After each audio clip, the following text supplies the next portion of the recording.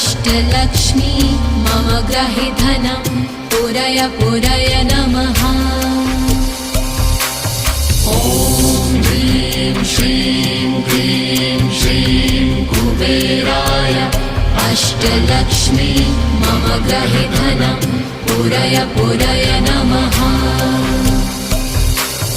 ॐ ह्रीं श्रीं क्लीं श्रीं कुबेराय अष्टलक्ष्मी मम ग्रहे धनं पुरय पुरय नमः।